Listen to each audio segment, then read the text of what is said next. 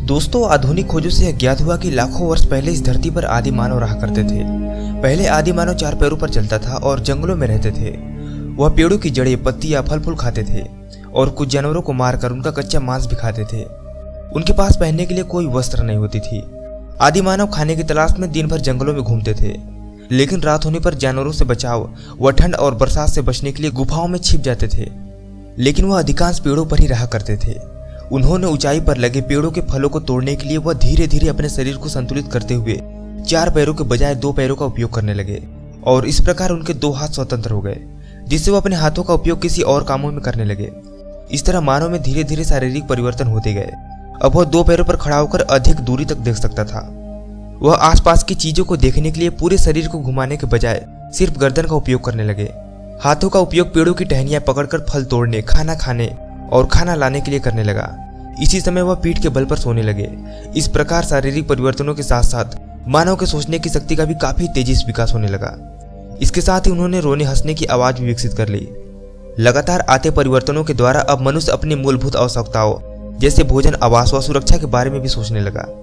भोजन की तलाश में घूमते रहने के साथ साथ वह भोजन इकट्ठा भी करने लगा और जंगल में जानवरों से बचाव करने के लिए लकड़ी, जानवरों की हड्डियां, सींगों और पत्थरों का उपयोग करने लगे। आदि मानव भोजन की तलाश में थक जाने पर पहाड़ों की गुफाओं में आराम करने लगते। इन्हीं गुफाओं में बैठकर आदि मानव ने अपने दैनिक जीवन की क्रियाओं को चित्रित करते थे, क्योंकि यह चित्र आज भी गुफाओं की चट्टानों पर बने हैं।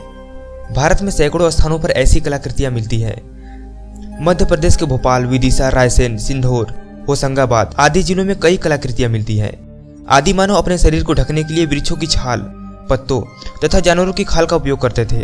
इनके साथ साथ लकड़ी, सीप, पत्थर, सींग, हाथी दांत और हड्डी से बने आभूषण का भी उपयोग करते थे। स्टोन एज तक आदि मानव ने पशुपालन और खेती करने के तरीकों की खोज कर ली। अब वह जान गया था कि शिकार के साथ साथ पशुपालन उनके लिए कितना जरूरी है।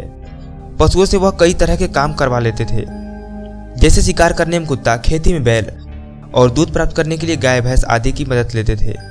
इतिहासकारों के अनुसार भारत में कृषि की शुरुआत आज से लगभग 10,000 साल पहले हो चुकी थी। इस प्रकार आदि मानव का भोजन की तलाश में घूमना फिरना कम हो गया।